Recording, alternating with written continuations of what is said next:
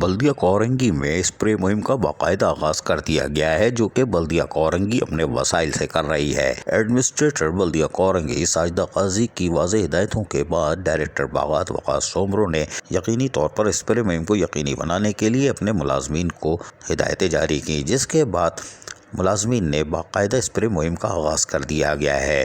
جہاں شاہراہوں پر اسپرے کیا جا رہا ہے، وہیں پر گرین بیلٹوں کو بھی نمایاں طور پر ترجیح دی جا رہی ہے۔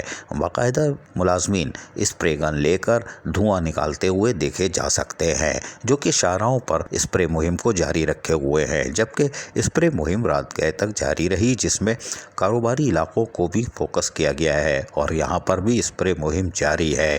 یقینی طور پر اس وقت موجودہ صورتحال میں اسپرے مہم کی اشد ضرورت ہے۔ بلدیہ عظمیٰ کراچی کی مشینریاں ڈی ایم سیز کی سطح پر ضرور جا رہی ہیں اور جا کر اسپرے کر رہی ہیں، لیکن اسپرے مہم کے لیے مزید کاموں کی ضرورت ہے، اس لیے کہ بارشوں کے بعد مکھی، مچھر اور دیگر وبائی امراض پھیلنے کا اندیشہ رہتا ہے۔ ویسے ہی سیوریج کا پانی کھڑا رہتا ہے اور کوڑے کرکٹ کی وجہ سے بھی وبائی امراض پھیلتے ہیں۔ تاہم ڈائریکٹر باغات وقاص سومرو کا کہنا ہے کہ ایڈمنسٹریٹر بلدیہ کورنگی ساجدہ قاضی کی ہدایتوں کے بعد ہم نے فوری طور پر اسپرے مہم کا آغاز کر دیا ہے۔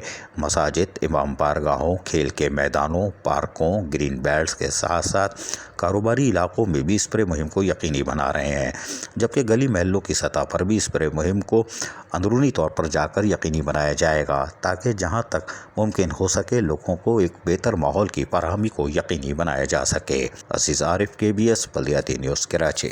ایسی ہی خوبصورت ویڈیوز فیوچر میں حاصل کرنے کے لیے ریڈ بٹن پر کلک کر کے اور بیل آئیکن کو پریس کر کے ہم سب کے سبسکرائبر بننا مت بھولیے۔